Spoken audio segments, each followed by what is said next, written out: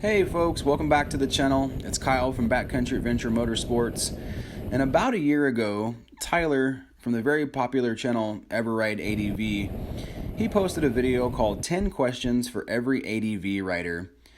Now this is a pretty cool video. It's exactly what it sounds like. It's 10 questions in an interview style format, and after Tyler answered the questions, he asked that if other YouTubers could answer the questions and post their videos, we could kind of put them all together and there'd be a list of these 10 questions. So I've been wanting to do this video for a while. I'm finally getting around to it, so let's get started.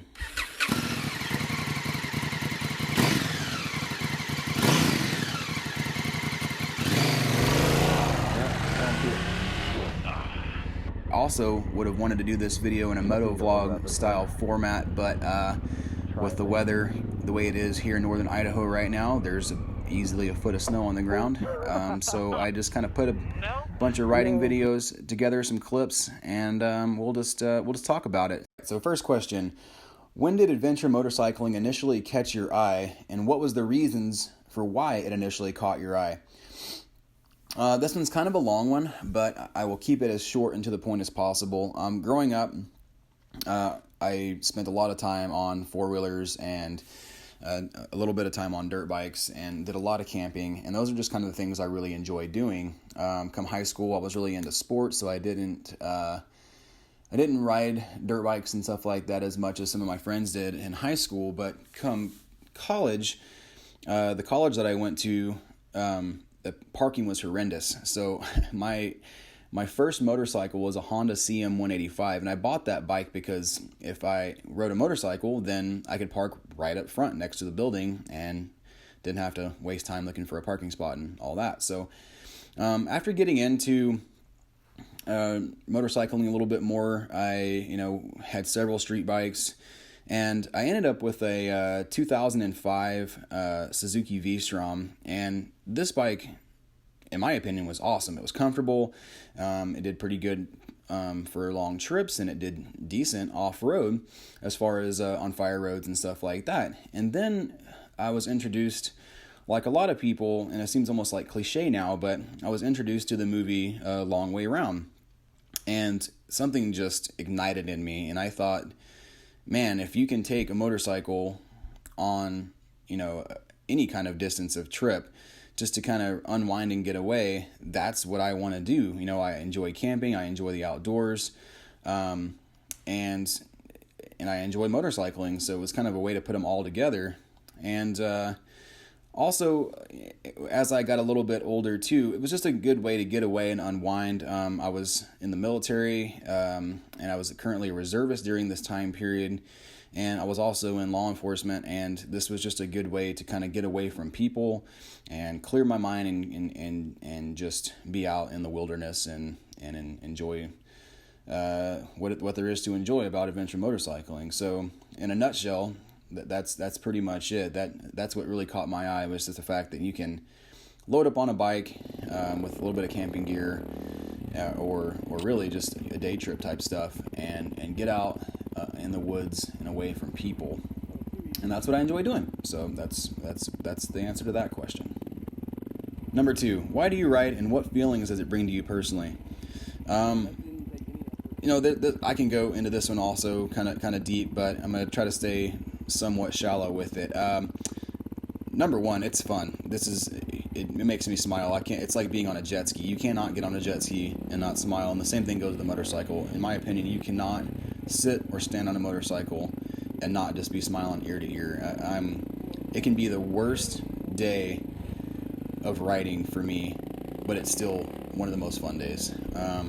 The weather can be crap, the conditions can be horrible, but and some people might even call it torturous, but that is just a blast for me. So, but really the reasons why I ride, stress relief is a big one.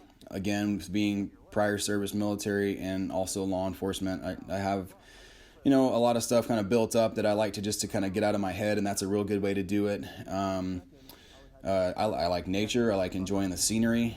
You can ride in your own backyard, or you can ride on these what people might call epic adventures, but the scenery, usually what makes those is the scenery and being outside. I like spending some time with some close friends that do motorcycling. I'm not a big, person that likes to ride in giant groups, but 2 to 5 people, that's about perfect for me as far as size goes. And motorcycle people who ride motorcycles all pretty much have the same common interests, so that's kind of nice. You never have to worry about button heads or anything like that. So if you can be friends with somebody who rides a motorcycle, in my opinion, you be friends for life. So yeah, that's some of the reasons why. Okay, number 3, the big one here. What qualifies a ride as an adventure? Now this question is completely open-ended and really subjective on an individual basis here. Some people may not agree on this. As a matter of fact, a lot of people don't agree on this. Some people say that you have to be camping for X number of days for it to be an adventure. You have to change 7 tires. You have to, almost fall off a cliff. Who knows? I mean, there's just all kinds of things that people say. You have to be wearing a certain brand of gear. You have to be on a certain bike. I don't agree with those, honestly. For me, if you're riding a 100cc motorcycle or 1000cc motorcycle, as long as you are challenging yourself in some way, and maybe being somewhere you've never been before, there's a potential hazard. And when I mean hazard, I'm not saying going out and doing things that are reckless. I'm just saying, when you go on a quote adventure trip, there's potential for hazard. There's potential that you may get hurt. There's potential of even death, honestly. So being away from civilization, it raises that hazardous level. So for it to be an adventure, though, honestly, just maybe somewhere you've never been before, on a road or a trail you've never been before, and just having the potential to overcome issues. If you're having to do a fix out in the middle of nowhere, having to change a tire out in the middle of nowhere, having some wiring issue go and having to fix that is what makes the trip exciting. Some people say that those are all problems, but in my opinion, that's what makes it exciting, and that's what really makes me enjoy adventure riding so much, is because when you never know what you're going to run into when you're out on a ride like that. So and it can just be one day. You don't have to go overnight. You can just plan a ride somewhere you've never been and see kind of what happens. Maybe you'll get home late that night, maybe you'll get home early, but that's kind of the nice thing about it, is not knowing what to expect on a ride like that. And there's also the opposite end of it, going for a trip for 2 weeks. Obviously that makes the adventure even more exciting when you take a number of days that you really have no idea what could happen and go from there. But anyway, so that's, in my opinion, what qualifies an adventure ride as an adventure ride. Number 4, what are your thoughts on lightweight adventure motorcycles versus heavier, more traditional adventure bikes? Are these bikes situational? Is there a right or wrong answer to whatever you choose to ride? Now, this question is actually really good, and it's kind of hard to answer in some ways, but no, there's no right or wrong answer. And kind of like I mentioned in the last spiel there, whether you're on a lightweight bike or a heavy bike, it is an adventure motorcycle if it is challenging. Some people really enjoy taking light bikes and going on these just long, crazy tours. Some people take scooters across Asia, and that to me blows my mind. That is one of the most challenging things you could probably do on a small bike like that. And at the same time, kind of like me, I like taking a heavy bike like my Africa Twin that weighs, with all the gear on it, 550 plus pounds, and treating it like it's a 450 dual sport. I enjoy the challenge of trying to take my big bike on single track, or I enjoy taking my big bike and riding with folks who only ride dual sports and trying to keep up. That's what makes it challenging. And yeah, I beat my bike up. not necessarily made to be abused like that, but honestly, it's handled it great so far, and I have no complaints on it. So it really, like I said, it's completely situational, and it really depends on your style of riding and what you want to do. And yeah, there's no right or wrong answer. If you want to take, in my opinion, if you want to take a long trip, you're going to be more comfortable on a bigger bike. That's just said. But again, if you want to challenge yourself on a small bike, so be it. And the same thing goes if you want to hit some single track, you would definitely be more comfortable on a lighter, say 250 to 500 style dual sport. But if you want the challenge of taking a bigger bike on those types of trails, then by all means do it. Again, there's no right or wrong answer. It's completely situational, and up to the person on what they feel an adventure bike is to them. Number 5, what are some of the dangers that can come with adventure riding? Obviously, the biggest danger would be death, but I think death off-road and on an adventure bike would be, or adventure riding, is going to be less than what you would be while riding on the road, simply because if you fall off your bike while off-road, maybe you break a bone or something like that. But I think if you get hit by a car, the chances of you being severely injured or being killed are a little higher. And that's one of the reasons why I just don't really enjoy riding on the road very much anymore. I ride pavement to get to and from the trail, and or say it's like a BDR or something like that involves pavement riding.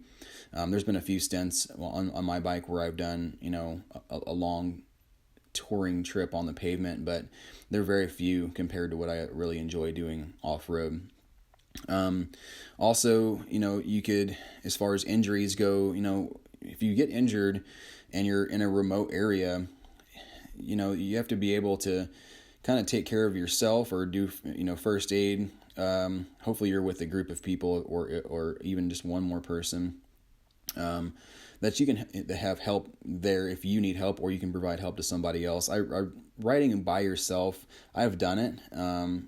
But honestly, it's not the smartest thing to do, because, if you get hurt or knocked out or anything like that, the chances of somebody finding you quickly are going to be pretty slim. So I think that riding with a buddy is always a good idea. Some other possible dangers would be animals. I mean, camping out in bear country or anything like that. Obviously, you have the potential of coming across an animal that may try or want to hurt you, or maybe they're just looking for food. But regardless, animals can be an issue. But honestly, all of this is the survival aspect of it is what I really like about adventure riding. So, getting hurt and things like that, that's honestly just part of it. And I try not, or I don't really worry about it. I'm prepared for it, but I don't worry about getting hurt while riding, because again, it's just all part of the deal. If you break your leg, that's very unfortunate, but it's not going to keep me from riding as soon as I'm healed up again. So those could be some of the dangers from adventure riding, I guess. Again, the most serious one could be death, but again, I think it's going to be less on dirt versus on the road. Number 6, what do you think of the demographic towards adventure riding? Generally, adventure riding is for older people. Is this true or false? I think it's true and false, honestly, if it's possible. So, and I mean that by, I think historically, adventure riding has been for older riders. It's been for people who are retired, or people that are middle-aged, that are kind of well off in the most part historically, and they go and they buy these expensive bikes, and they buy all this expensive gear, and they do these trips to kind of reset their life or get away or whatever, But honestly, I think that adventure riding is getting more and more to the younger generation. I'm 34, and I've been doing it for almost 10 years now, and I think I keep seeing lots of other younger guys getting into it, and personally, I think it's because a lot of guys see how fun it is, and they're fine, and it's also becoming a lot less expensive to be able to get into it. You need a bike and you need some gear of some sort, and that's really all you need. Once you get the bike, it's really an inexpensive hobby in some ways. So anyway, I think the younger generation is coming up in the sport more, or in adventure riding more. And I think it's going to continue to be that way, especially as more manufacturers put bikes out there.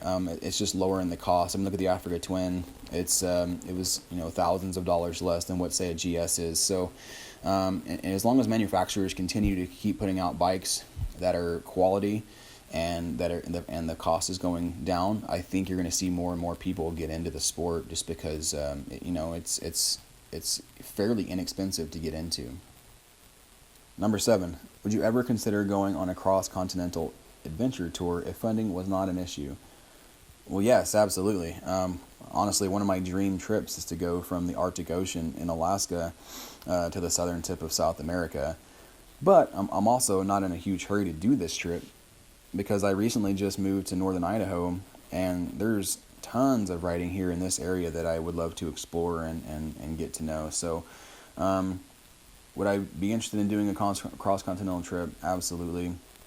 There's tons of challenges involved with cross-continental trips, with passports and customs and just language barriers and all the stuff that's involved in these. And that's what makes a trip like that challenging, and not to mention just the vast diversity of people and scenery and all of that. That is what makes a trip like that a trip of a lifetime.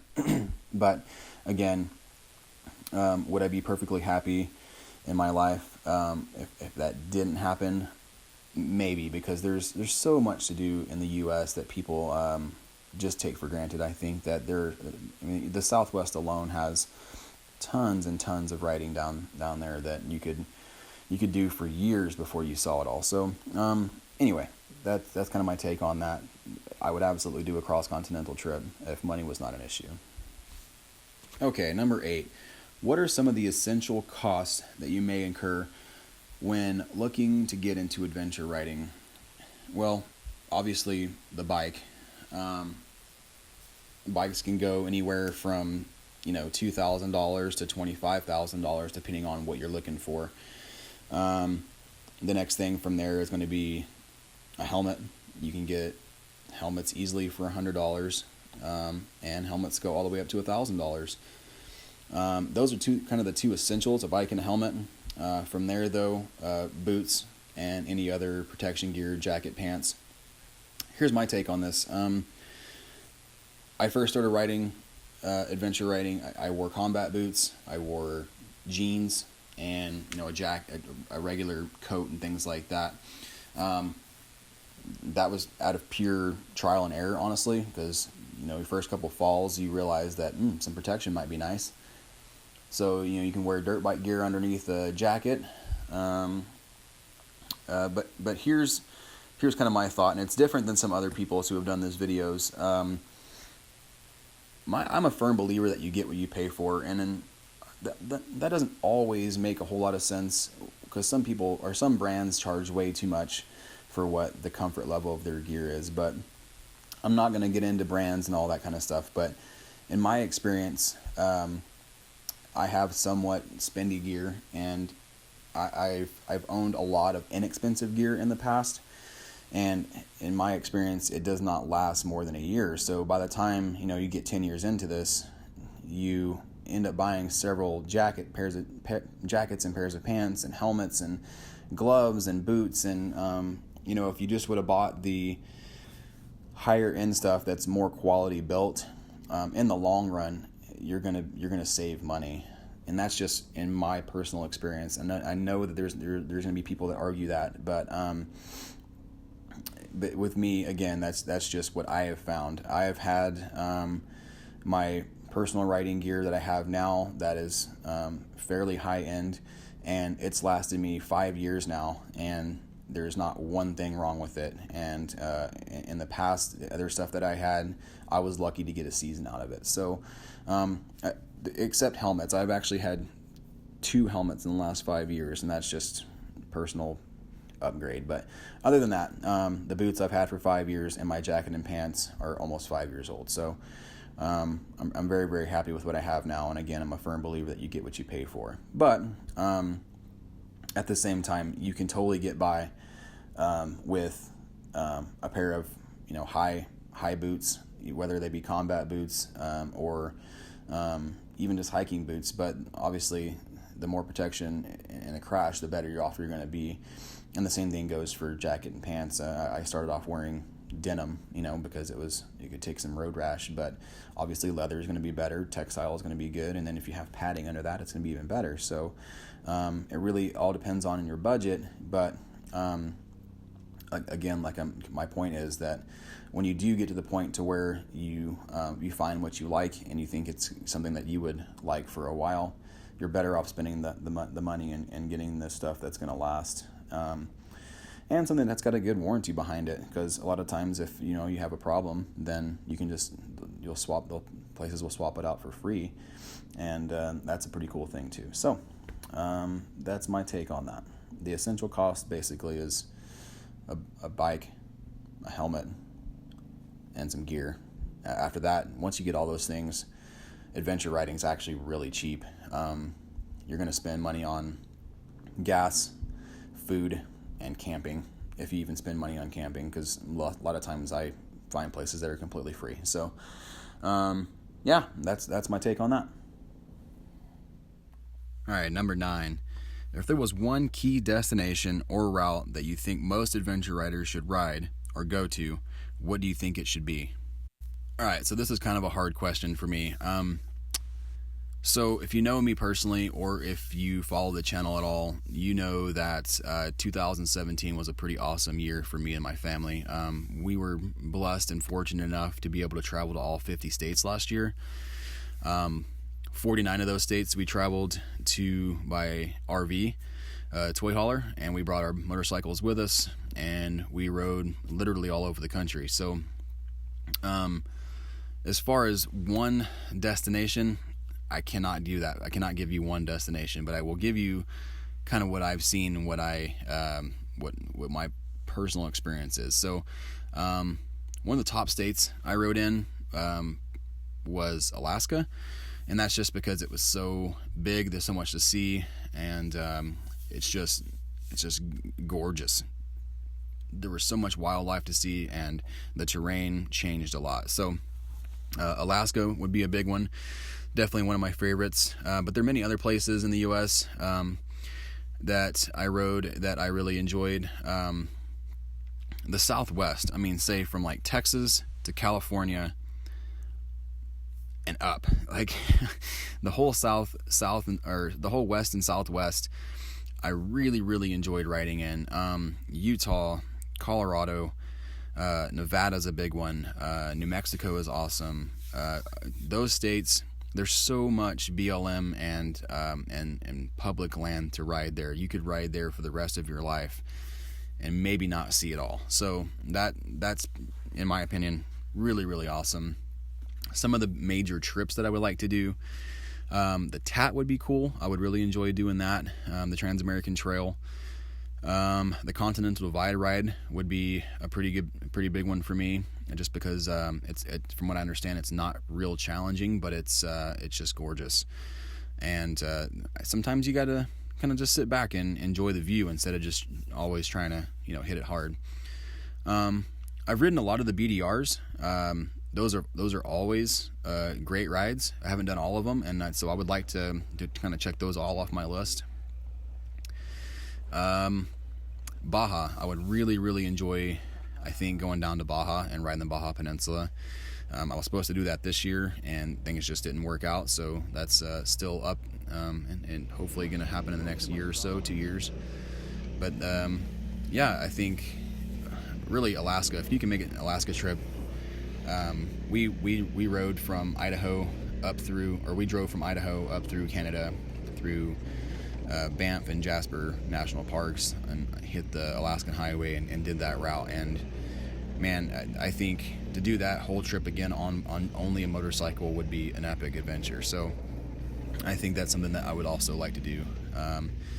But again, as far as the East Coast goes, I rode in all the states, but didn't get a chance to ride or really see what those states have to offer, mainly because it's really kind of hard to find public land. I know it's out there. I just wasn't informed, honestly, when I was on the East Coast to be able to find a lot of that public land, and I guess I should have had a guide or done more research, but hopefully I can get back to the East Coast and do some of that too. I know that the Mid-Atlantic BDR just is opening up, so that would be a cool way to see the East Coast from a different way. So I'd like to check that out. But yeah, I mean, that's kind of a long-winded answer, but that's my answer for number 9. All right, finally, number 10. Is the adventure motorcycling, is it progressing and moving forward, or do you think we are staying stagnant or even digressing? I 100% think it's progressing. I think that with the new bikes on the market, Yamaha coming out with their bike, the new KTM bikes, Honda being a big player in the game, you don't only just have like one quote adventure bike now. You've got several out there in the market, and I would like to see even more come out there. And even the lighter weight bikes, they keep talking about doing a 400 and 500 cc adventure bike. I think that would be really cool and killer for the market. So I think it is progressing, because if it wasn't progressing, you wouldn't have all these giant manufacturers wanting to put out more bikes. And it doesn't really bother me anyway if it were to be digressing or staying stagnant, because honestly, I'm going to ride regardless. This is something that I really, really enjoy doing, and I'm not going to let kind of whatever everybody else is doing change that. It excites me that it is progressing, though, because it just means that the more it progresses, then the better technology is going to be out there, and the more it's going to get popular, and more cool things, and hopefully more trails stay open. That's one big worry of mine, if it does end up staying stagnant or digressing, is that more and more trails are going to continue to close, and that's definitely not a good thing. So the fact that in my opinion, that it is progressing is exciting, and hopefully trails stay open and more trails get made, and technology gets better, and more bikes are available, and more gear is available, and I will spend more money. So anyway, yeah, that's my take on that. I definitely think that it's progressing, and hopefully, if you are not an adventure rider and you're watching this video thinking that you might want to become one, then these 10 questions help you make up your mind and keep the sport progressing. All right, so that completes the list of the 10 questions for every ADV rider. I hope you enjoyed the video. Again, I apologize. I wanted to do this in a moto vlog style, but again, with just the weather and all the snow on the ground, it just makes more sense to do it this way. Hopefully you enjoyed the footage, at least while I rambled on about these questions. And if you liked the video, please give it a thumbs up, share it, comment. Please comment. I like interacting with you guys. Shoot me some questions if you have anything at all to say, and look out for some new videos coming in here in the near future. We've got some giveaways coming down the pipe, so make sure and stay tuned. Hit that subscribe button so you can see when those videos come up. Thanks again for watching. This is Kyle from Backcountry Adventure Motorsports, and I'm out.